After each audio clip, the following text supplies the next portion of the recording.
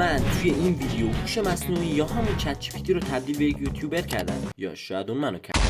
مرحله اول اینه که بهش بگیم سلام عشقم، قراره تو ویدیو امروزم یه یوتیوبر باشی. موضوع سرگرمی و با تمام تکنیک‌های الگوریتم باید کاری کنی که ویدیو خیلی جذاب باشه. یه موضوع سرگرم کننده و فان انتخاب کن و متن ویدیو رو به من بده. موضوعی که انتخاب کرد خیلی چرت. وقتی میخوای یه روز معمولی داشته باشی ولی زندگی تصمیم میگیره تبدیلش کنی به فیلم اکشن، ریدی. متن ویدیوش هم ریده بود که معلومه چت جی پی تی گاوه، پس توی تلاش اول نمیشه و ما باید بریم تلاش دوم. توی یک یوتیوبری که از فیسش استفاده نمیکنه. قبلی آخه انگار ایده ولاگ داده بود و اینکه ویدیوت خیلی کوتاه بود و انسانی تر بگو. عالیه، پس تو یک یوتیوبری هستی که صورتتو نشون نمیده. آره داش، بتمنم مثلا. موضوعش اینه وقتی میخوای یه روز آروم بابا این روزو ول کن، دوباره سعی میکنیم حل رفیق داداشمی. موضوعش گیم دیگه خلاصه شدهش و یکم از متنشو میخونم. میدونین اون لحظه که با خودت میگی فقط 5 دقیقه بازی میکنم 3 تا نقطه و بعد میرم کارهای امروز انجام میدم، بله همون دروغ مقدس، بیا برو گم.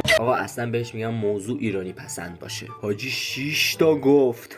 1 وقتی میخوای بری مهمونی و مامان. 2 وقتی مهمون. 3 وقتی داری رژیم جدی، نه واسهتون جذابه دیگه. داشتم ناامید میشدم با این وضعیت، ولی ببین عوضی بهت میگم فان ابله، بفهم دیگه. عوضی حالا که نمیفهمی بذار خودم یه موضوع بدم، شوخی های نجات پرستی. حالا مثلا چی جواب بده خوبه. نمیتونم متنی درباره شوخی های نجات پرستی بنویسم، پس تو به چه دردی میخوری اصلا؟ آقا اصلا در مورد عشق ابدی بگو. باشه بذار برات یه متن قشنگ درباره عشق ابدیه. قشنگ نباید باشه، اصلا باید ترور کنی. آها این کلا نفهمیده در مورد چی میگم بابا. عشق ابدی ایرانیان، عشق ابدی به سبک ایرانیان بابا. اون نه علی کشتی.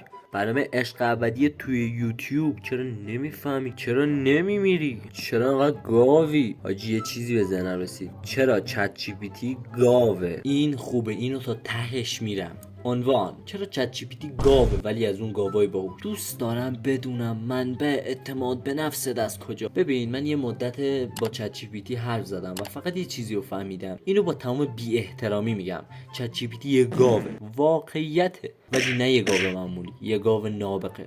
این اعتماد به نفس نیست، خود تجاوزی دیگه بچه. از اونایی که میتونه فیزیک کوانتوم رو توضیح بده، ولی وقتی میگی یه دونه جوک بگو در مورد چی، اقتصاد یا فلسفه. عالی بود. مثلا یه روز بهش گفتم داداش یه متن فان بده در مورد عشق ابدی. به عنوان یه مدل زبانی احساس ندارم ولی میتونم تحلیل کنم. یعنی چی آخه؟ من یه خنده خواستم، نه یه پایان نامه احساسی. بعد یه بار بهش گفتم چت جی پی تی داداش منو میفهمی؟ من الگوریتم دارم، احساس ندارم. خب که چی؟ آخه تو نمیفهمی همین جواب باعث میشه آدما برن آهنگ غمگین گوش کنن. ولی مشکلش چیه؟ هیچ وقت حرف نمیفهم. میگه یه ویدیو فان بده، مینویسه